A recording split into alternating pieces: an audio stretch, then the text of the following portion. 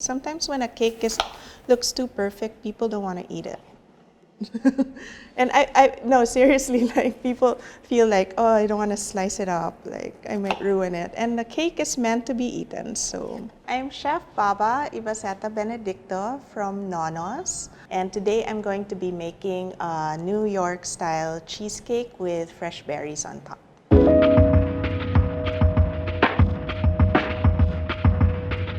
The first thing I'm gonna do is I'm gonna make the crust for the cheesecake. Always prepare your pan first before doing anything else. And I always preheat the oven. So this time I'm preheating the oven to 350 degrees Fahrenheit. By the way, I buttered the sides of the cheesecake pan, and I'm using an 8-inch cheesecake pan. I'm just gonna put the Graham crackers. You can already buy Graham crackers that are crushed. But if you can't find it, you can always get Graham crackers and put it either in the food processor, or you can actually put it in a Ziploc bag and then get a rolling pin and just beat it up, which is a great activity for kids. So then you add, I'm gonna add the brown sugar and some melted butter. So I mix all of this. The butter, you can melt it in the microwave, you can melt it on the stove top. And so I just mix this all together. I was thinking of what dish to make, whether savory or a dessert. And since I'm known for desserts, I thought it would be nice to make a cheesecake.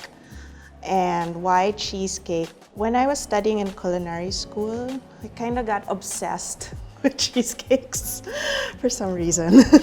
I just did. So this is actually one of the first cheesecakes that I've ever made. Yeah, I just got obsessed with it and I thought it would be nice to share. And then I'm going to now press it in the prepared pan. Okay, so I poured the Graham cracker crust in the pan, and then I'm just using a measuring cup and I'm just smashing it so that it presses down, and it will look something like this. You don't have to put on the sides if you don't want to, but I prefer to put on the sides because I like the rustic look. So I'm gonna start making the cheesecake mixture. I have 4 blocks of cheese, cream cheese. Honestly, I feel Philadelphia cream cheese is the best. I don't sponsor them, but it really depends on your taste. Ellen Beer is another good brand to use. So it really depends, and I really feel, especially since it's a cheesecake, you might wanna spend a little more on the cream cheese because that's the main ingredient. So I'm gonna put the cream cheese. And this is at room temp. You want the cream cheese to be at room temp, mainly because you don't want to get much lumps in the mixture. You don't want to overwork the mixture as well.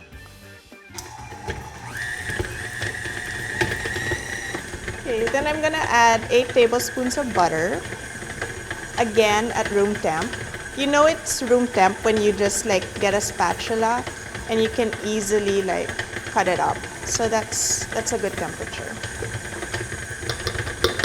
And then we're going to add the eggs one by one. I always crack the egg in a bowl, like 1 egg at a time. Mainly because you don't want to get any shells in the mixture. And also if you get a bad egg, then you'll have to redo the whole thing, and that's gonna be a hassle. So it's better to be safe than sorry. So sometimes if you add all the eggs at once, it can break the mixture. So it can curdle up. So that's why. I know there are different cheesecakes. Some people like the no-bake cheesecake where you use gelatin. Personally, I prefer baked cheesecakes. I like it a little dense, but not too dense that it's nakakasawa. So, and then I'm going to get my sour cream ready. So I'm going to be using 2 cups of sour cream.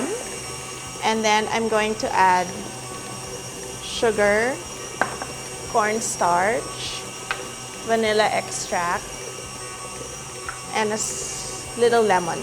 I suggest that you use like the best vanilla extract you can find. If you have vanilla beans, then go ahead and use it.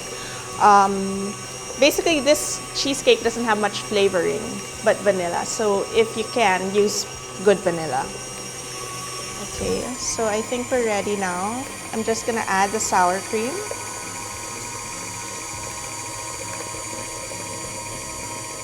Well, when I was a kid, my mom, every summer, she would say, you have to take up a sport, which not really athletic, so, and do one more thing of your choice. So my one more thing was always baking.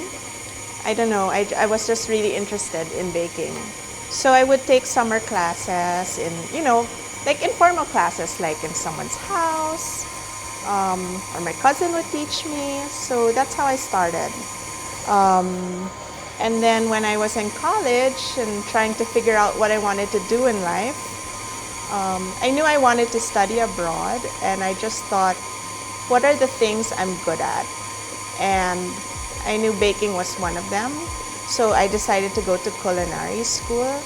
I didn't know how to cook, so I wanted to take the cooking program, and it had a little of pastries. So that's what I did. And then I ended up working in a pastry shop for a year, and then I moved back to the Philippines. So yeah, okay. So now we're gonna add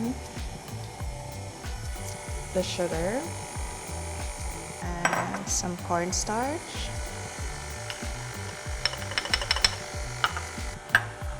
Vanilla. I'm just gonna squeeze like about a teaspoon of lemon juice. Okay, we're almost there. I started my own business called Classic Confections, and I used to sell in bazaars, and I used to work from the house lang. So then I moved to a bigger commissary, and I started supplying cafes with desserts. And then 2007, I finally decided to open my own store. Like, I had enough guts to do it. I opened in Greenbelt 5, and then about 4 years ago, I partnered up with the Table Group. So they're my partners. They were the ones who kind of pushed me to open a restaurant. And I wanted to call it we were thinking of calling it Classic Confections, but we didn't want to confuse people. Like, how come this Classic Confections has food and how come the other one doesn't? So I decided, why don't we call it Nono's, after my dad. And also because our famous dessert is the Nono's Chocolate Oblivion. And I still wanted to tie in the two so that people would still recognize Classic Confections. And yeah, so it was something new and exciting. And yeah, so far it's been good. It's been maybe 3 years in April, and we have 7 branches. So it's been great. So now we have the mixture. I'm just gonna pour it in the prepared pan. I'm using an 8-inch, as I said earlier. So you just pour it in. I usually tap it a bit to get rid of the bubbles. And this cheesecake is a really good base. Like, if you wanted to flavor it, like make lemon, you can add flavoring. You can add chocolate to make a chocolate cheesecake, or even coffee. So it's a good base. And then we're gonna put it in the oven. So what I do is I put it in another pan, and then I add boiling water, and then I stick it in the oven. Actually, it's better to stick it in the oven first and then put the boiling water. It steams the cheesecake. It's also good I've tried baking cheesecakes without the water, and you get cracks on top. So it will give you a nice even layer. So most cheesecakes are baked actually with water. So this is the finished product. I just unmolded it. With cheesecakes, it's best to unmold it when it's really cold. So I would make it from the oven, room temperature, and then put it in the refrigerator overnight. I know, like, some of you will be excited to eat it, but it will be hard for you to unmold the pan. You want it a little hard, okay? So I chose to use strawberries, raspberries, and blueberries. Again, you can use any fruit you want. I just feel like this is very festive and good for the holidays. If you don't like fruit, you can put chocolate shavings, or you can just leave it plain. That's good too. It's up to you really how you want to decorate it. You can either like make it in quarters like that, or you can even fan it like lightly. Thinly slice it and fan it like that. But personally, I just prefer to use them whole. So, or sometimes half. Like if this is like a big slice, half is good. There's really no correct way. It's really up to you how you want to do it. And then to add color, we're gonna just put some blueberries on top. Again, just sprinkle it on. At Nono's, we serve comfort food. So I wanted dishes that were familiar to people, nothing intimidating.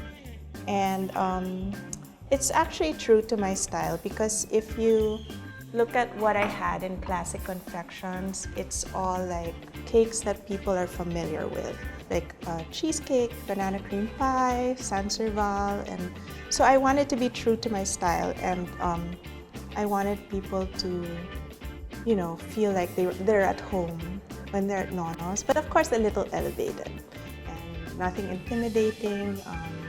Just dishes that they know and dishes that they grew up with. I'm gonna dust it with some powdered sugar. And you might want to do this right when you're serving it so that the powdered sugar stays.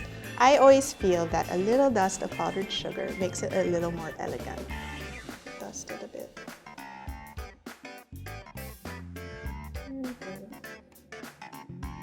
Now when you plate it, you don't have to do this step, but I thought it would be nice. I found you can either whip fresh cream, you can buy heavy cream in the store, like what I did, and then I just add I'm gonna sift it so there are no lumps, about like a tablespoon or two of powdered sugar. And this is good because in case the strawberries you bought are not that sweet and a little bit tart, this kind of sweetens it up, because people like strawberries and cream, so I think it goes well together. So I just whisk it together. And then you can put this on the side, like in a bowl on the side, and people can just get a spoonful and put it on their plate. So here's the final product. I hope that you guys try it at home and maybe serve it for your holiday dinner. And I also want to invite you all to Nono's. We have 7 branches. Thanks for watching, and I hope you enjoy.